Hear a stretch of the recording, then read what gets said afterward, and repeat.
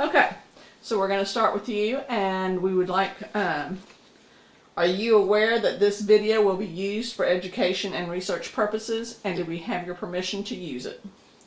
Yes. Can you tell us your name and where you were born? Maxwell G. Bunnell. And I think my birthplace was the house that Doyle Washington lived in. I think. And where is that located? In Cincinnati? It's south, isn't it? South of Okay. Cincinnati? Yeah, Can I get you to say south of Cincinnati there? south of Cincinnati. There we go. Thank you. Okay, and we need your parents' name, grandparents' name if you want to, and then siblings' names. Granger E. Bunnell's my dad. Anna Lena Bunnell's my mother. Siblings James, Ernest, John David, Frida Jeanette, and Nathan Lee. And did you have any grandparents or anything you want to mention? And David, John David Bunnell. Where you lived and grew up and went to school. Where you lived, and you just talk about it. You just talk about Okay. where you lived and I growing up at school. started the school in Oak Hill Schoolhouse, Oklahoma, which is nearly to Watts, for 2 years. And in 1936, March the 13th, I think we borrowed a wagon from Oscar Harp and moved to the rock pile in Cincinnati. And I got enlisted in Eureka with Mary Clark as a teacher. And even though she was a relative, she cut me no slack. You know. And for 3 years, that was the 3rd, 4th, and 5th. 6th grade, I had another relative, Janie Marcus, kind of relative. She was Frank Marcus's daughter. And the 7th grade was a lady by the name of Mrs. Long, I don't remember. And 8th grade was, well, I've forgotten her name. That was my 8th grade, and some other classmates, there was Alfred Burke, Pete Burke we called him, and Billy Phelan, and Tudor Bill, Wanda Thurman, LaVon Burke, and let's see, there was some Janeses in there, Edna Janes. Edna had epilepsy, and she'd throw a screaming fit and scare everybody to death. And Joe Don Phelan, he started 1st grade my last year as one of Lloyd Phelan's boys. Let's see, there was, and Gerald Bain, he was Billy's, one of his siblings. This was Gail and John. Gail and John C. Phelan and Gerald Bain and Billy and Joe Don and Dean. And he's the only one left, Dean, in the Phelan bunch. And all the Burkes are gone. No, there's one left, James Burke. And of course Tudor Bill, she's still around. And I can't think of anybody else that's still around. So what were some of the things that you did at school? Things I did in school? Well, I was lazy. I didn't like to do anything. Mary Clark, she put the heat on me, made me study. And that paid off in later years, I found out. But Miss Marcus, she was very young. She hadn't taught much, so she wasn't too good a teacher. And I guess I took advantage of her because I slacked off real good on her. And So, what was the schoolhouse like? Eureka School was a single room at that time, and it was on top of the hill from Rag Holler.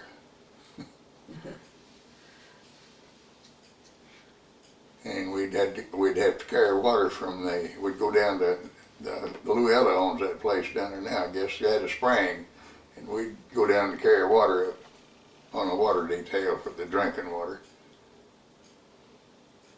That was a kind of a break, you know. You got appointed to that duty. They'd usually send two after the bucket of water.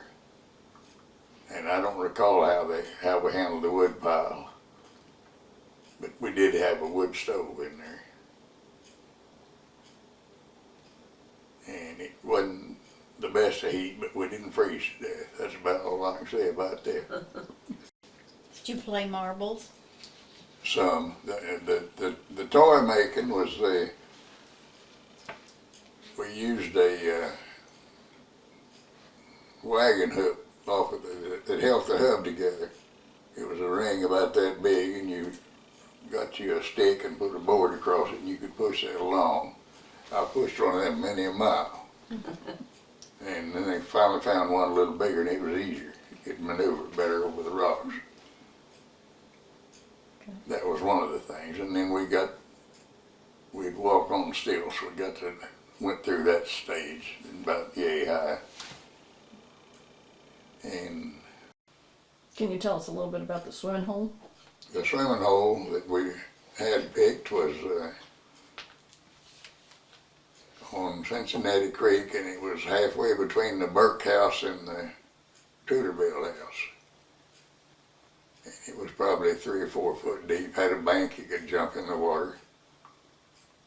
And that was pretty busy during the hot, when you get loose from the daily chores, like milking cows and baling hay and all that stuff you had to do.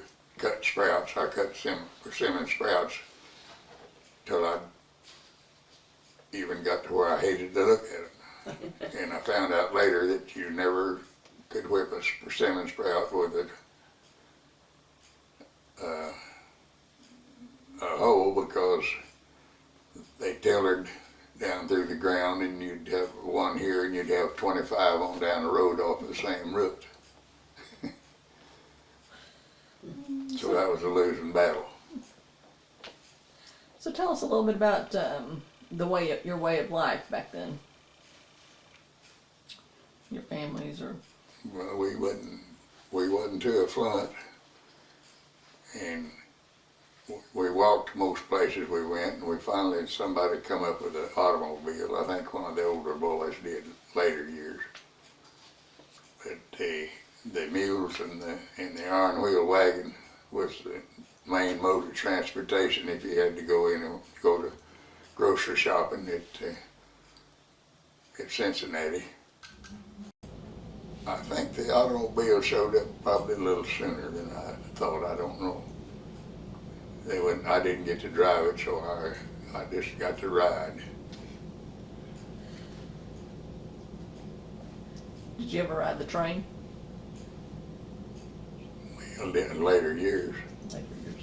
That was after I picked this one up over here. We'll come back to that then. Tell us about some chores and things that you had to do as a child and teenager.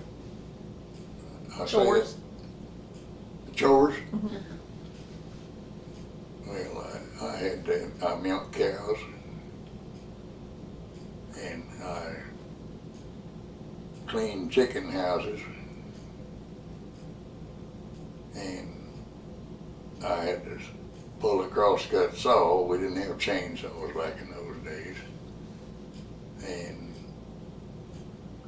of course, the old Matic axe, we called it. I believe I got that one, and I gave it to Stan, which is a son. And I said, well, what happened to my Matic? He said, you give it to me. I said, okay. And the chicken house bit was a chore that was not too welcome, and it was a weekly job. Did you get paid for anything? Oh, what I eat and the clothes I wore, but no carrying money, no. Nobody had any money in our bunch, didn't. Did you have any other like responsibilities or for like caring for animals or raising crops or anything that you were responsible for? I wasn't directly responsible, other than I did what I was told. I followed the mule and double shovel to plow the tomatoes and the corn, whatever we had out. And that was a one round trip, got one row, and one mule, and one guy and one double shovel, which is half of a cultivator. And that wasn't too pleasant. And then along about the time of just before the big war started depleting the older people around there, the older guys.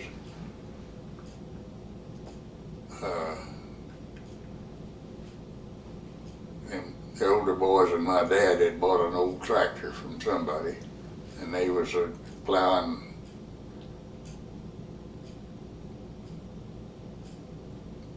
a field that had sprouts on it that 10 foot high with that, and it was located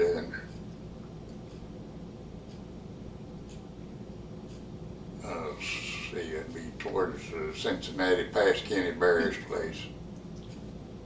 Frank Marcus lived there at the time, and that they changed that road when they paved it. It used to go square there somewhere and go up by this house. And then the big war came along, and there they set the tractor, and I was about 12 or 13 years old. Now this wasn't a small Ford, this was a pretty good sized piece of iron. And I got elected to handle that. I said, well, I can't handle that. He said, Dad should get aboard, and said, you can handle it. Well, the only way I could turn it was to stand up, you know. It had power steering in your elbows. That was power steering. And he had a binder and he had a plow, and when he couldn't do it, I don't know where he got the binder, I don't recall that, but I remember one binding job was the big square house where Lou Ella is living around that area. There's a 10-acre patch just east of that corner there, and Roland Dolo May lived in that house at the time, and I remember him cutting that 10 acres of wheat, and I was pulling it with that big old tractor. And it got to where I just couldn't hardly turn it, and I told Dad, I said, there's something wrong with that. He said, well, let me look at it. So he changed the toe in on the steering. I thought it had power steering on it after that compared to what it was doing. It still wasn't easy, but it was, about maybe half as hard. And that's about all that I can recall of that. I did some plowing with it in later years, which wasn't too bad. I got a little bigger and a little stronger. So who were some of your friends back then? Who were your best friends? And well, Alfred Burke, Pete Burke was one. Billy Phelan was one. We was good friends. And of course, cousin Leon, he was in there too. We always got along good. Leon Gardisher. And Gerald Bain, he was a good friend. And who were some of your neighbors? Yeah, let's see, we had Robert Pashley lived north, and started out Hugh Bowles down in the Rag Holler there, the place that Llewellyn owns, where the spring was. And then Llewellyn moved, and then her family moved down there after they left.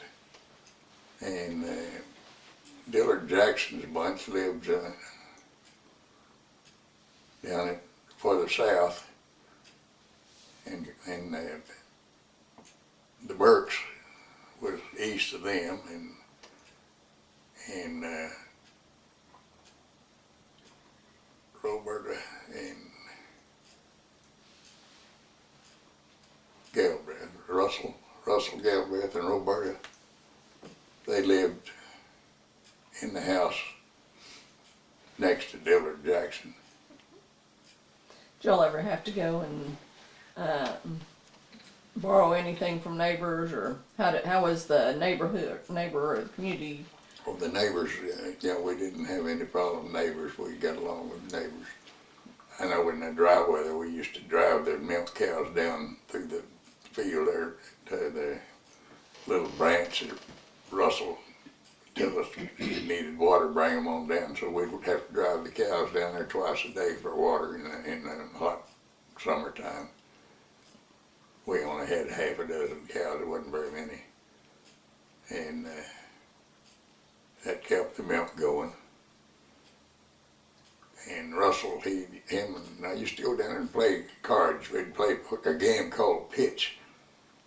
And Russell was he was one of them guys that could mark them cards and stack them and deal you any kind of hand you wanted to. And I said, well, show me how to do that. He said, no, I won't, because you'll just get in trouble. So he never did show me that, which was probably a good thing.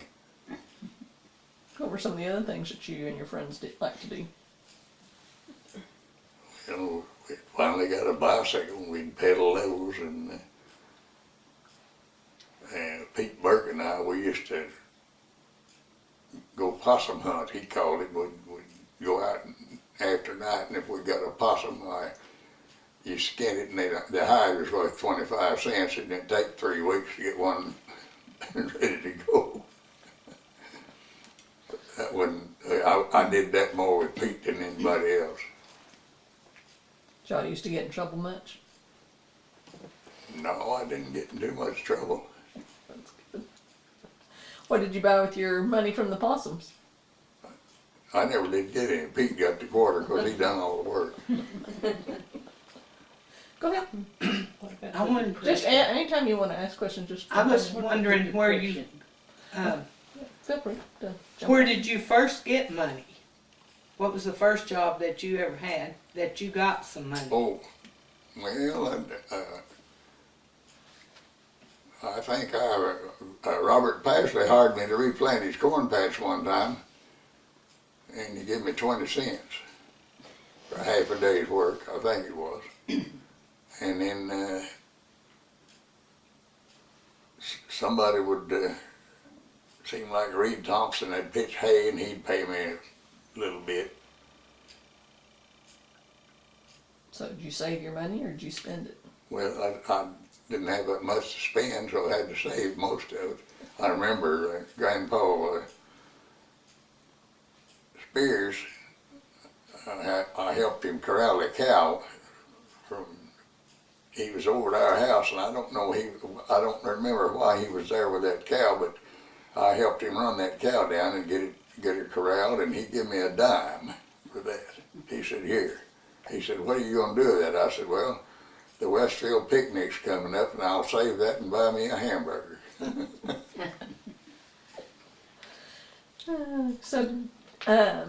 you remember much about the Depression, and what was the Depression era time like for you and your family? The Depression? The Depression was tough. If you had to have pigs, chickens, and cows, or you didn't survive. And I think that's how we got through with the Depression. And I remember when we were still living in Oklahoma, that I heard Oscar Harper telling about my mother cracking hickory nuts and feeding chickens, and said they did good on them. That was on chicken feed she had for them. She'd pick up the nuts from the tree and crack them, and them chickens would do the digging out. And I remember him saying, well, they done really good on that. And I remembered if you had a cold biscuit, it was dried out and you put it in a pan of bacon grease and fried her down, it tasted mighty good back in those days. Did your mother cook on a wood stove? Yes, a home comfort. And Just look this way when you're answering. yeah, I knew I was going to get called on that instinct. I was thinking about that home comfort.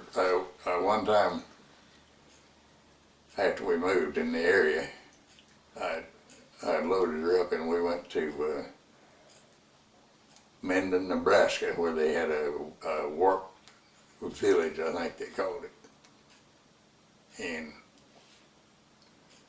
had all antiques. They had everything in there, and she was walking along there and she just stopped and was on point right in front of this stove, and she said, "That's my stove right there," she said.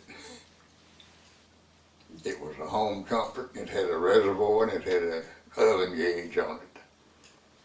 For those of us that didn't have wood stoves, what is the reservoir? And The reservoir is what you heated water in. It was sitting off one side of the firebox. It had running water. You run it in there out of a bucket. And then when it heated, that kept you from having to put it on top of the stove. And it had a warming deal, a warmer on top. And she liked red oak firewood because you could split that down and it made real good wood. Well, one year I think I was going to high school when all this took place. Cleared off 4 acres where Jeff lived. It was an old orchard and it was sassafras. And I remember when I'd get home from high school, I'd have to load up the mules, and you took the wagon, you didn't have a bed, you just used the running gears and stacked poles on it. And I hauled them poles from where he lived over to where we lived, which was a mile or so. And then they laid there, and they wasn't too big to, you could cut them with an axe, you didn't have to saw them. And out of that pile, didn't have to cut any kitchen wood for 3 years. I remember that. And that was kind of a break at the time, but wood cutting was a big job. I didn't like that. That was hard work. One thing I remember, Aunt Lena made the whitest gravy. Her gravy was just white as snow. Remember that, Max? Oh, yes. I like to go up there when I was little, and they'd have had breakfast, but there would be a bowl of white gravy. You always had gravy on the biscuits. You know? Yeah, but it was so white. And she could make the yeast bread pretty good too. so now, how'd you keep things cold and things like that? Well, we had there was a cistern there on that place, and it stayed a little cooler down there than the outside air temperature. And what's a cistern? The cistern is a tank dug underground with a pitcher pump on it, and you run the water in from the guttering off of the house. So that meant it was real sanitary. Wasn't recommended for drinking. But there was, if you're thirsty enough, you'll drink it. I guarantee you that. You were talking about shopping at Cincinnati. What were the stores there? Well, Mollybell Rich had the red store. Creed Wortham had the other one. There was two there at the time. No, there was three. Hayden D's had one too, come to think of it. And then Molly Bell, let's see, when she left, Johnny Bill took over, I believe, after Molly Bell Rich left. And then Reed Thompson run that store for a while. And then I believe Lawrence and Louise Broyles took that over. And they was there, I don't remember after that at all about that store. Were there any blacksmith shops or any Yeah, other there business? was Tom Mays had the blacksmith shop, and he'd shoe horses, and he'd